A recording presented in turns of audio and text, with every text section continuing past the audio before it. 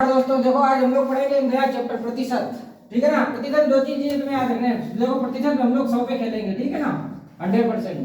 ठीक है। एक की वैल्यू 100 माननी है तुम्हें। ठीक है ना। 1% की वैल्यू कितनी माननी है 100। समझ में आया। कुछ वैल्यू याद रखनी है। जैसे 4% है। 4% मतलब होता है 1/25। ठीक है।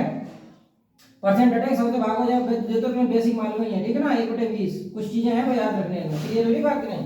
नहीं क्लियर हो रही? ठीक है। अब समझो जैसे इन्होंने कहा है सरसों का तेल का दाम 15% बढ़ गया, उसकी बिक्री कितने परसेंट कम होने पर दुकानदार के लाभ और हानि, लाभ या हानि पर असर नहीं पड़ेगा। ठीक है ना। एक चीज ध्यान रखना है। देखो यहाँ पता क्या है, इन्होंने ये पूछा है तेल का दाम बढ़ गया, उसकी बिक्री कितने परसेंट कम होने पर। यहाँ पे दो वर्ड आएंगे, एक तो कम और एक वृद्धि। वृद्धि मतलब बढ़ गया या कमी आई। ठीक है ना। दो चीजें ध्यान रखना है तुम्हें। अब समझो जब कमी पूछी जाए, कमी कैसे आएगी, किसी भी चीज में कमी कैसे आएगी। समझो अगर कोई भी चीज है उसमें हम बड़ी संख्या से भाग दें, जैसे मान लो एक नंबर ले लिया यहाँ, अगर हम बड़ी संख्या से भाग देंगे, ठीक है ना, बड़ी संख्या से भाग देंगे तो आंसर छोटा आएगा। तो आंसर कैसा आएगा? छोटा आएगा। ये बात तुम्हें ध्यान रखना है। छोटा आएगा मतलब तो कमी आएगी। ठीक। अगर हम इसी एक एक जो लिखा है ना एक, इसमें अगर हम छोटी संख्या से भाग दें, ठीक, तो आंसर बड़ा आएगा। ये बात ध्यान रखना है। अब तुम्हें फार्मूला नहीं बनाने हैं।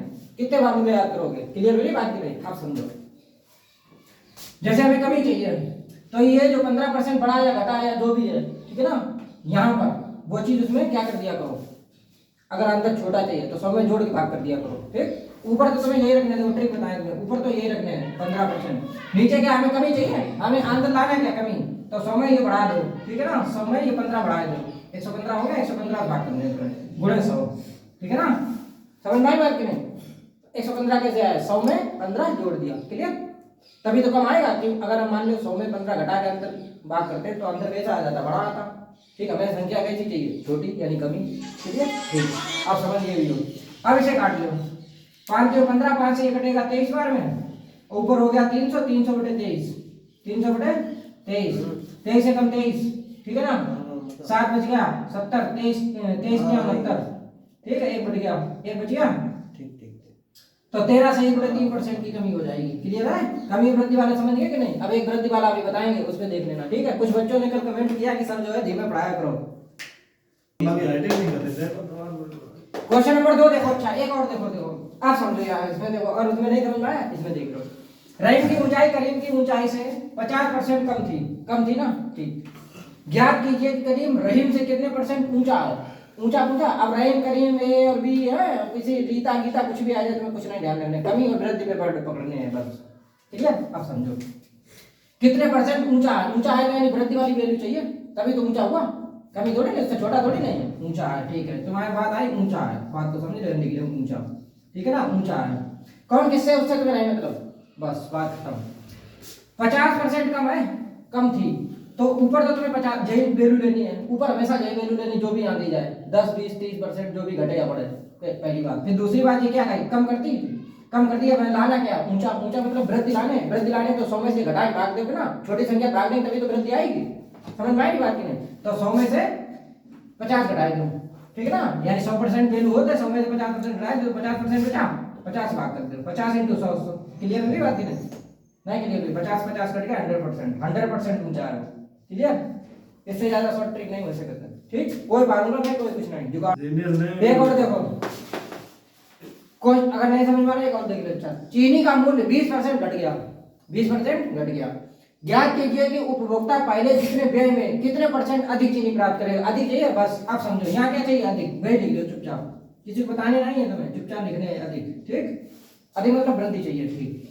24% नहीं 20%, सॉरी 20% घट गया। ऊपर तो हमेशा 20 रखने हैं और अधिक लाने तो 20% घट गया तो 100 में से घटा के। ठीक है। यानी छोटी संख्या भाग करने हैं × 100। क्लियर है? नहीं क्लियर? ठीक। तो 20 चक्कू 80, 25 चक्कू 100, 25%। क्लियर हुई बात नहीं? क्लियर हुई? समझ में आई? तो 20% जो है उतने ही में। अब एक समझ लो क्वेश्चन तो समझिए गए हो। ठीक है। देखो क्वेश्चन नंबर 4। एक व्यक्ति की आय 10% बढ़ी, कुछ दिनों बाद पुनः 20% बढ़ी। क्वेश्चन चेंज है अब यहाँ पे। अब यहाँ दो बार है। ठीक है ना। पहले 10% बढ़ी, फिर पुनः 20% बढ़ गई। इस व्यक्ति की आय में कुल कितने प्रतिशत की वृद्धि हुई? बड़ी है दोनों बार तो वृद्धि होगी, कॉमन सेंस है। आप समझो इसके लिए जब दो बार बढ़े या घटे, इधर देखो, या एक बार बढ़े या एक बार घटे, तो इसके लिए एक तो ट्रिक याद रखना, x + y + xy / 100। ठीक है ना। x पहली संख्या, बाई दूसरी संख्या। क्लियर है?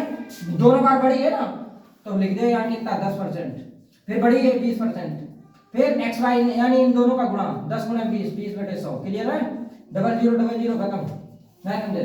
20 10 30 हो गया और 2 एकम 2 2 यहाँ हो गया, यानी 32% की वृद्धि हुई। क्या हुई? 32% की वृद्धि हुई। कितने परसेंट बढ़ गई? क्लियर हुई बात की नहीं? ठीक, वृद्धि हुई कितने परसेंट? 32%। समझ में आ रही है ये बात? अब यहीं पे एक कमी हो एक वृद्धि हो तो एक घट जाएगा इसमें। ठीक है, अभी वो भी लगवा रहे हैं दूसरा टाइप।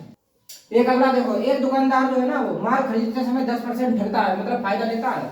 दुकानदार है तो ठगेगा, कॉमन है तो फायदे लेगा, ग्राहक को ठग रहा है। ठीक है ना? और बेचते समय 5% ठगता है, समझ लो। माल खरीदते समय भी 10% ठगता है और बेचते समय भी 5% ठगता है। ठीक है, तो इस प्रकार से कितने परसेंट का लाभ हुआ? ओवरऑल से लाभ ही हुआ कि 2 बार उसने ठगाया, ये तो देख लो। तो लाभ चाहिए तुम्हें। ठीक है, अब समझो, तुम्हें कुछ नहीं करना, 2 बार है ना, तो वही फार्मूला लगाओ, x + y + xy / 100। चाहे फार्मूला बोल लो चाहे ट्रिक बोल लो। फिर दोनों बार ठगाया तो दोनों बार प्लस करने हैं तुम्हें। 10 प्लस दूसरी बार में 5 प्लस 10 × 5। ठीक, पहली संख्या x मानो, दूसरी संख्या y मानो। ठीक है, बटे 100। इससे कट गया? नहीं कट गया, सही है ना? ये 15 हो गया। 15 प्लस 5/10 है, 5/10 को मतलब तुम्हें समझाई दें। ठीक है, समझ में आ रही? 10 से बात कर दिया, 0.5 हुआ, कैसे कर लेंगे आप? 15.5 यानी 15.5% की उसे जो है लाभ हुआ। क्लियर हुई बात नहीं? 15/2 भी तो लिख सकते हैं। अरे सीधी सी बात है, इसे लिख दो वहां। चलो देखो क्वेश्चन नंबर 5 देखो, बाजार मंद रहने के कारण मतलब सुस्त रहने के कारण राम की आय 10% घटी, 10% घटी, परंतु कुछ दिनों बाद आय 15% बढ़ गई।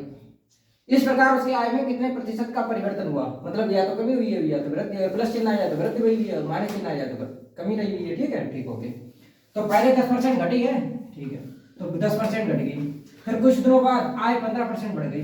ठीक है, 15% बढ़ गई। फिर देखो अब यहाँ माइनस है प्लस, तो प्लस माइनस का इंटू जब करेंगे तो यहाँ ओवरऑल माइनस आए, क्योंकि एक्स वाई होता है तो एक माइनस है एक प्लस है, तो यहाँ माइनस आ जाएगा 10 × 15। क्लियर है? बटे 100। एक जीरो से एक जीरो कट गया, नहीं कट गया, और इससे कट जाए 5 दूनी 10, 5 3 15, तो माइनस का 3/2 ये बचा, 15 में से 10 चला गया, 5 बचा। अब इसमें जो घटाया दो, ठीक है ना, तो 5 दूनी 10, 10 में 3 चला गया, 7/2% की वृद्धि, पॉजिटिव नंबर आया ना, 3.5% की वृद्धि हुई, नहीं समझे? 3 से 1/2% की वृद्धि, क्या भाई? वृद्धि हुई, पॉजिटिव नंबर आया ना तो वृद्धि हुई। नहीं समझ में आई बात? सही तरीके देखो तो बस, और कुछ नहीं। क्वेश्चन नंबर 7 देखो भाई, तो बहुत ही प्यारा क्वेश्चन। एक वृत्ताकार पार्क की त्रिज्या वृत्त के आकार की, ठीक है ना?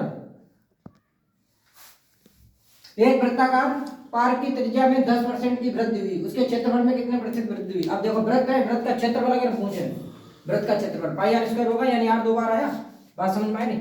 चाहे रेडियस बढ़े चाहे व्यास बढ़े, ठीक है ना? अब समझो कैसे लिखिएगा, तुम्हें ध्यान रखना है, तुम्हें कुछ नहीं करना है। तो r 2 बार आया, पाई कांस्टेंट वैल्यू है, अगर मान लो तुम ऐसे समझ लो, पाई क्या है? कांस्टेंट वैल्यू से हटा दो। r 2 बार आया, r² हुआ, तो तुम्हें कुछ नहीं करना है, 10 + 10 लगाने हैं, x + y + xy, 10/10/100, 10 × 10/100। क्लियर है? इससे कट गया, इससे कट गया, 10 10 20, 1 1 में 21% की वृद्धि हुई। ठीक है, एक एक तरीका बता दो, समझे क्वेश्चन, कोई दिक्कत? देख रहे हो क्या चक्कर में पड़े फालतू? और भी तरीके समझ में आई बात की नहीं? नहीं समझे? और भी एक तरीका देखो, अगर नहीं समझ में आ रही तो देखो 10% की फ्रैक्शन वैल्यू क्या हो? 1/10। अब देखो ये वृद्धि या कमी होती है ऊपर वाली, इधर देखो मेरी तरफ, वृद्धि भाई है तो जो मूल वैल्यू होती है, ऐसे देख लो एक तरीका। अगर नहीं समझ में आया, 10 से 11 होगी, 10 से 11 होगी, तो इसका गुणा 121 हुआ, ये 100, यानी पहले क्षेत्रफल 100 रहा, अब कितना हो गया? 121, 100 से 121 हो गया, कितने परसेंट वृद्धि हुई? 21% की वृद्धि हुई। 100 से 121 हुआ, कोई वैल्यू पहले 100 थी, ये पहले वाली वैल्यू होती है, ऐसे लगा लो। अगर वैसे नहीं समझ में आया तो तुम्हारा, ठीक है ना, तब भी आंसर वही आएगा, 21% की ग्रोथ होगी। क्लियर है नहीं? ठीक।